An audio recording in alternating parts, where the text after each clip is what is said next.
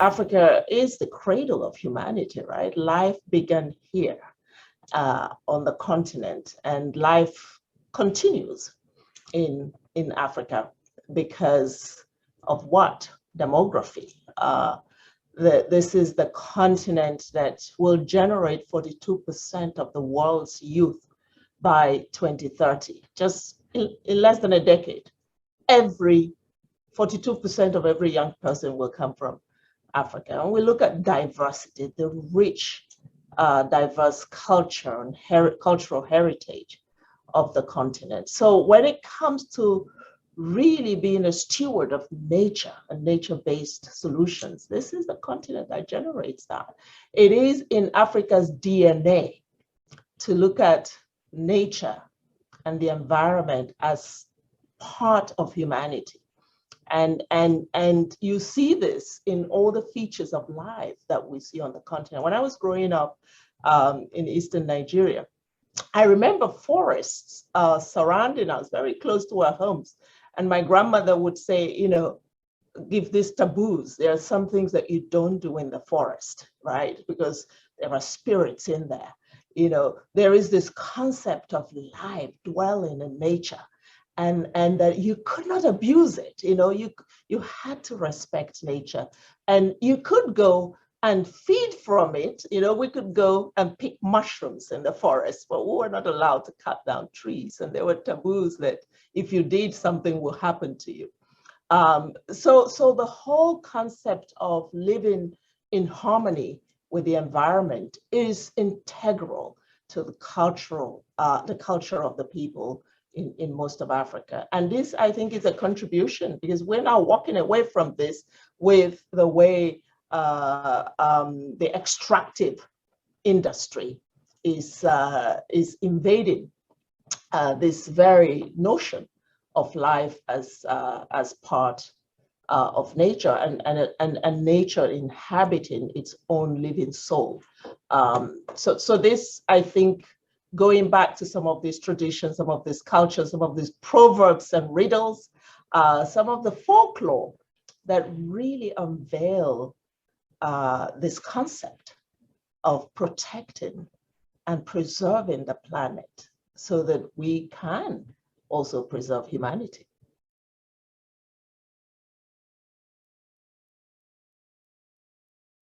More than 30% of natural resources, of development minerals, are coming out of Africa. But it is what has driven this extractive relationship between Africa and the world, which is extremely unhealthy from a number of perspectives. One, if you take cocoa, for instance, which is produced in West Africa, let's take cocoa in Ghana, only 4% of returns go to that country.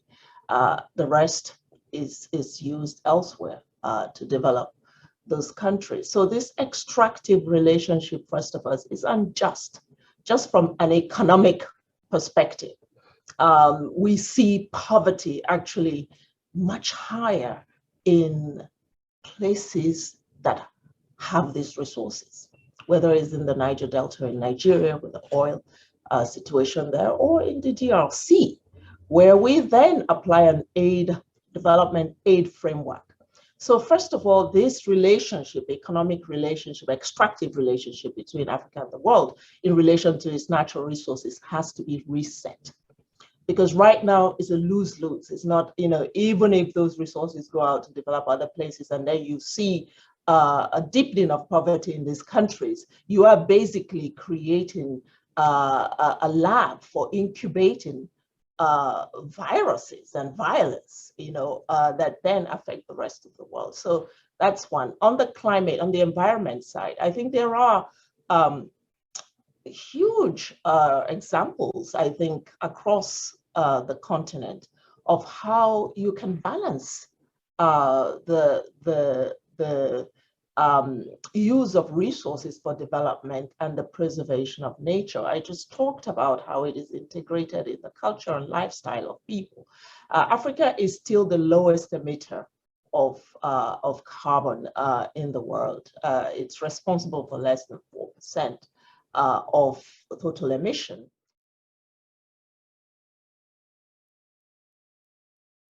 Africa is vulnerable in terms of the impact of climate change generated elsewhere. So this is the climate justice aspect. If you're going to then invest in greener economies, if you're saying to Africa, you've got to now invest in ways that contribute to remaking the climate and regenerating green solutions. You have to invest financially in that, because that's extremely expensive. It is financially costly to make the transitions. If you take energy, for instance, you say green energy, renewables. Of course, this is in abundance in Africa as well. But to go from fossil fuels to renewable energy requires some financial investment and capacity and technology transfer.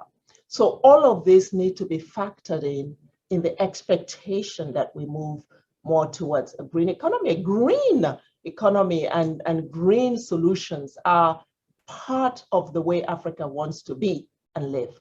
So you actually don't need to convince people there. But I think to really focus on this issue of justice, of climate justice, but also of equity and inclusive economies is important part of that conversation.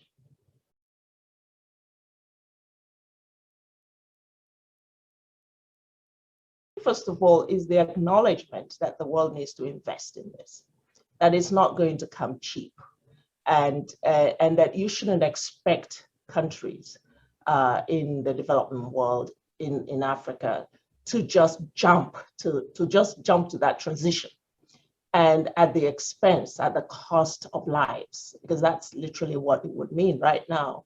If you're cooking with fossil fuels, if you're cooking with gas, which actually we do here in the US as well, you then say we begin to, and this is the conversation that's very troubling for people like us working in Africa. We will hear people saying we have to start defunding companies that are using some of these things. And I think this is thoughtless, really. I mean, you have to incentivize change, and you have to do it in stages. So it's not looking at, oh, this company is producing gas, so we don't fund them anymore. What do you want them to produce that people are using? And how do you shift the financing for that particular company if it comes up with ideas? And there is an abundance of ideas there on how you go from one mode of usage of energy to another. But these need to be facilitated. So I think going region by region, country by country, first understanding that this change has to be accompanied, and then looking for national development plans, nationally determined contributions. This is what, part of the climate promise, right, that UNDP is also promoting and championing. Every country has developed this national determined contributions, where they actually show strategies that they want to use to make a contribution to this. But that needs to be financed. That needs technology. That needs capacity. And so I would just say, look at these strategies, look at these plans that countries have, look at the budget requirements, look at the capacity requirements, and make a determination to invest in them. Earlier, you asked me about what the world could learn from Africa. And I think socially, this concept of Ubuntu, I am because you are, this concept of a collective destiny is one of such lessons, because this really featured a lot in the COVID response. While most countries were just going it alone, going for their own interest, countries in Africa, through the African Union, looked at global solidarity, regional solidarity. So this concept of solidarity should be part and parcel of our civilization, because we're moving into a world that is increasingly vulnerable, uncertain, and risk-filled. So no country alone, no community alone is going to be able to survive this stage of the world, this era, without this collective, collective way of solving problems. So this solidarity has helped Africa over the years to really weather the shocks, whether it's related to climate change, or related to pandemics. And we've seen this also in this crisis. It has not affected African countries as much as everyone predicted, but that wasn't just by chance. It was because you had communities who came together and made contributions to support those who were poorer. So economically, you had a way there of resilience building through this solidarity concept. When it comes to vaccines, this is where you see the gross injustice of the world that we live in today, but also the absence of solidarity, where some parts of the world believe if we inoculate ourselves, then we are fine. Today, we have the unevenness in recovery from COVID-19, because huge chunks of the world, particularly in Africa, have maybe 1 to 5% vaccination rate. And the reason, the consequence of that, you create a lot of room for new variants to multiply and to take us back to square one. So we're now seeing third waves, fourth waves emerging. No one is living in isolation. This will slow down the global recovery from COVID-19. And it's important that world leaders begin to see the consequences of these kinds of choices that are made. It is linked to climate change in many ways, because it is also about the relationship between humans and animals, right? And we need to find ways to make those distinctions without obviously compromising the health of everyone. And by, again, investing in the people economy. People don't have to go to the lengths that they go to just to eke out a living. If there was enough solidarity to share the wealth of the world with everyone, everywhere.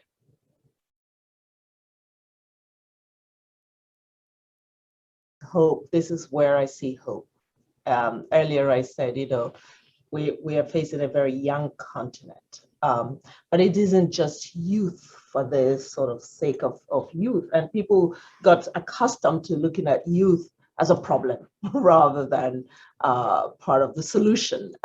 Now, what is unique and different about this generation of youth in Africa? So from when I was a youth, we had dreams. We also wanted to see change, but our world was so limited. You were equipped only by what was immediately within your environment. Today's youth are connected to the world. It's incredible. In Kenya, you mentioned, Kenya has gone above the world average of internet penetration. It's about 90%. Ethiopia, where I worked, you see this possibility of a young man, a young woman sitting in their village and connecting to the world. They don't have to anymore travel many miles to be face to face with possibility and opportunity, right? But it doesn't end there. You have to invest. And this is what I actually believe is the future way of doing development, is investing in these clusters that you mentioned, is investing in the young people, their ingenuity. We have a youth population that's connected, enlightened, better educated, but also with a huge social conscience. They want to change the world. I think the world really needs to leverage this. There's enormous energy there. Young girls, young boys, they want to change the world with their talents, and they've got loads of talent. And we need to go beyond just startups. You know, the investment in young people today is very limited, despite the potential that you just highlighted. And we think development needs to start moving away from just being about projects, you know, mushrooming here and there, to being about investing in this potential and this possibility, right? If we change it, that's what UNDP, we're trying to do. The administrator launched the accelerator labs, 37 or so of them now in Africa. I think this is the single most important message to the world, and the way to do development is that we recognize that people, where they are in their communities, have the solutions in their hands. They have the experience, they have the knowledge, they have the resilience, they have the passion to work. So build on that. We've always looked at development as, you know, you have external experts and local ignorance. We're turning that. You want to turn the narrative on its head? That's what it is. That's where it begins, where development practice becomes about first acknowledging that these people on the ground have the solutions, and what we need to do is invest in amplifying that. And that's what our accelerator labs are doing. I'm really excited about this model of really building on homegrown solutions, recognizing them, magnifying them, bringing them to the global stage. And I feel like if we do that for Africa, if we do that in Africa, if we do this recognition of the potential in the people and invest in it, we're not only doing what the UN talked about in the concept of respect for diversity and dignity of everyone, we're also accelerating, creating the opportunity to accelerate development, because it goes much faster when you use the hands on the ground, but also sustainability of development. You know, if it's all externally driven, it fizzled out, right? But if you're building it, cultivating it on the ground with the people, you have a better chance of it being sustained. So for me, this really captures the full essence of the core principles and values of the way development practice should work.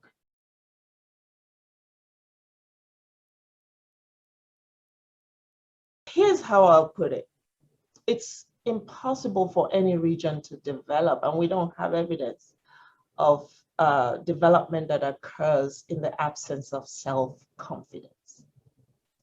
And I really think that Africa as a region has had everything done to it to rob it of that self-confidence, right? From times of slavery to, you know, extended colonization, to neo-colonialism, to, you know, different forms of extractive relationships, and to the impact of climate change, which it has not been responsible for.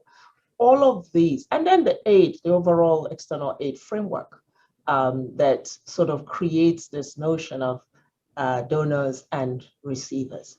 All of this is sort of combined to have a crushing effect on the confidence of a people. And I think that we are seeing that lift now.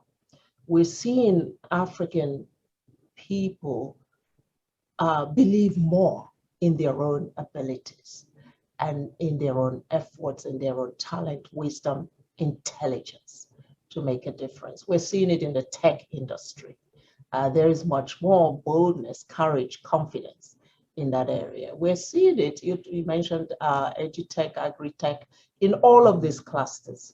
We're seeing it in the youthful population who are standing shoulder to shoulder with their counterparts elsewhere in the world and competing despite all the odds that they face. You know, I'm saying this and it sounds like life is simple for African people. Now it isn't. There are huge fences that people still have to scale.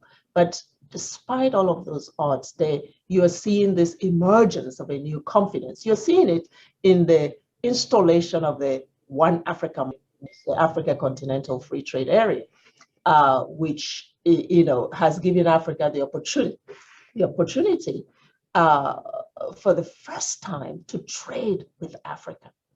So moving away from this pervasive aid framework and relationship with Africa to one that empowers, capacitates Africa to trade with the world and with itself. Because it is in this environment of trade that liberation from poverty will happen. It isn't, in the way that we have looked at the continent as a charity case that you will have this transformation.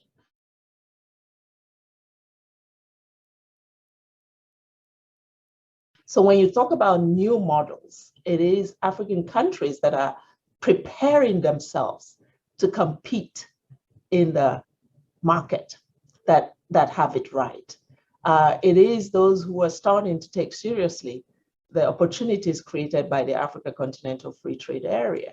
It is in organizations that invest in women traders, for instance. One of the things that we'll be doing very soon is looking at how the Africa Continental Free Trade Area benefits women traders, looking at some of the obstacles in their way and how to release those so that they can become a formidable part of that. So this inclusive nature, it is an investing in people economies.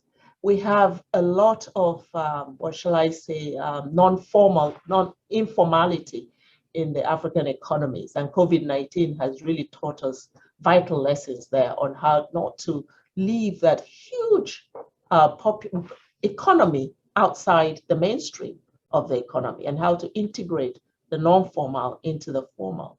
But it's also taught us about this business of local production, right?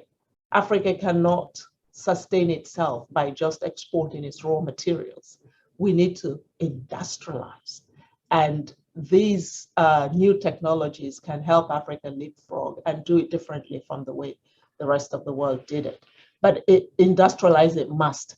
And finally, it is in this concept that Africa leads the fourth industrial revolution. This will cut the red tape on many things. It will help improve governance. It will help improve efficiency in service delivery. It will help African countries to develop new ways of social protection systems that support and provide safety nets for critical parts of a population that remain poor and disadvantaged. So I think all of these are features of what I see as a new model of economic, environmental, and social relationships that we must continue to foster.